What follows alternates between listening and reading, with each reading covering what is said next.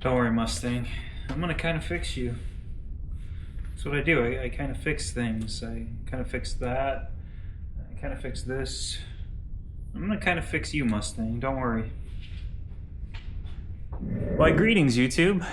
This week on I Kind of Fixed It, we're back to the foxbody Mustang. So this week, I'm gonna kind of fix it. I don't know why I pointed. I'm gonna kind of fix this. What we got going on here on the Mustang is I'm going to be doing some spark plugs. Even though it's a 4-cylinder, there are 8 spark plugs. This week, we don't have some Amazon special unbranded spark plugs. We have I Kind of Fixed It spark plugs. See? They're not unbranded from Amazon. They're the I Kind of Fixed It brand. So YouTube, if you've watched any of my other videos, it's no secret. I'm trying to save money here with everything I do. I bought this car knowing that it has a blown head gasket. Oil and coolant did not mix, but there seems to be a compression issue with this 2.3 Lima engine. So if I could save some money by changing out the spark plugs, fixing whatever caused the engine to overheat, and maybe running just a little bit of Blue Devil in here, enough to seal it temporarily, because that's what I'm about. Yes, I could swap it with a 302. Yes, it's not hard to change out the head gaskets in these engines. Just head gasket. I said head gaskets, but it's just one head gasket. It's easy to get to. These engines are easy to work on. Everything's accessible. Parts are even available for these cars. So yes, I am trying to save some money on this one. So what you're gonna need is a spark plug socket. I like these Amazon ones with the little swivel flex head. This kit's lasted me like 5 years already. Nice swivel flex head ratchet. This one's snap-on, so don't go thinking that I don't need your views to make money, because that would be nice. So this is how you change spark plugs, which you probably already know how to do if you're watching my videos, because you probably like car stuff.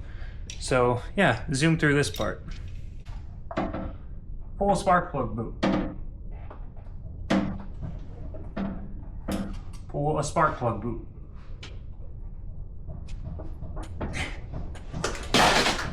Alright, easier said than done. For easier access, remove airbox assembly intake boot.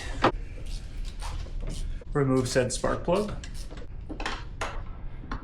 Always set your wrenches in a place where they could fall into the engine bay, but thankfully on here it's not one of those crazy 5.0, so if it falls I could actually reach straight through to the floor to pick it up.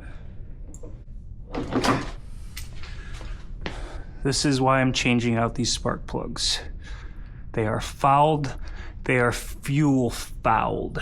Say that twice. Fuel fouled, fuel fouled. I just want to fill you guys in on something here. All right, this car overheated. I purchased it thinking that the head gasket was bad, or you could say knowing the head gasket is bad. This little sensor here, ECT, engine coolant temperature sensor. If you could see here, I actually have it bypassed. The reason I have it bypassed is because I had subject to believe that that little ECT sensor was bad, enriching the engine. So I did the poor man's repair, bypassing it. I don't know if that actually did anything, but after I did that, I was able to start this little car up. It fired up without ease. Don't get me wrong, it still has a problem. But it started. So I do have a new one of those. There's no coolant in this system. You can't see here, but there's a huge hole down in the front of that radiator. So when this thing got hot, either that blew it or that's what contributed to it blowing. So what I'm gonna be doing here, probably in this video or the next couple videos, I'm gonna attempt to get by without replacing the head gasket. I have a radiator coming. I have the ECT, the engine coolant temperature sensor. I have that already. I have these new plugs I'm gonna throw in it. I'm gonna throw those in, see if I could get it to run at least smoothly enough to where I could determine, hey, does this have enough compression or not? And then if that works, cool. We lucked out, so.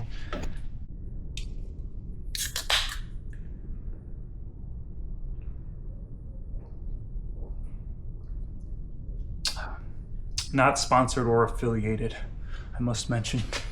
Check out these plugs. I don't know if you can see that good enough, but like, try to find some adequate lighting.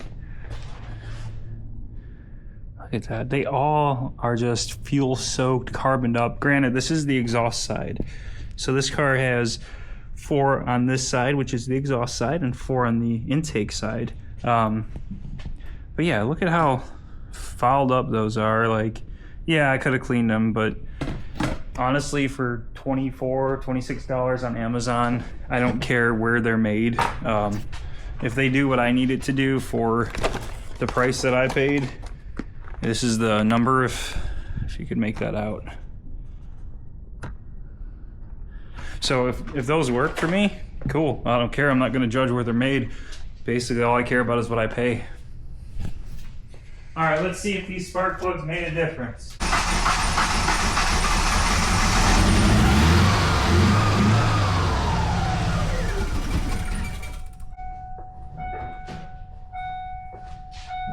Well, at the end of the day, we already thought that the head gasket was bad, so what did we have to lose? You think I could just tell you guys it's cammed until it dies? Never mind. Alright, so after toying with the throttle a little bit, I got it to idle on its own. This annoying death squeal that you hear is actually the hood prop. My wife found that one. It had me baffled for a moment. Now, I just want to remind you guys that the oil is contaminated with fuel. It's not contaminated with coolants or water. It's got a lot of fuel in there. It does still, however, have a misfire. And when I rev it, I hear something what sounds like a rattle in the top end. That's something I'll address. But right now, I just want to see if I can get this thing to run basically how it's running right now.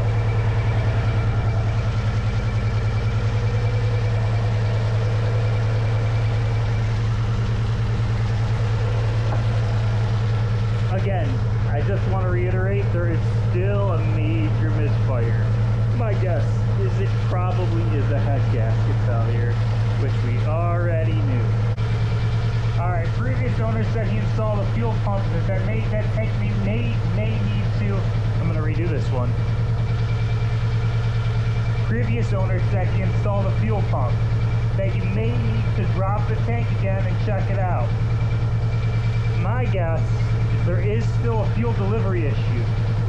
I went ahead and I replaced that fuel pressure regulator right there, that nice shiny new piece, because I had suspicion in previous experiences where that fuel pressure regulator isn't doing what it's supposed to do by regulating the fuel pressure. That's that noise I'm talking about. Sounds concerning, but that oil's currently basically like water, so I know I'm causing damage.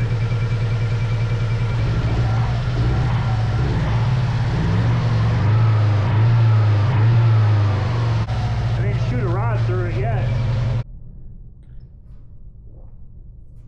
This is why I drink.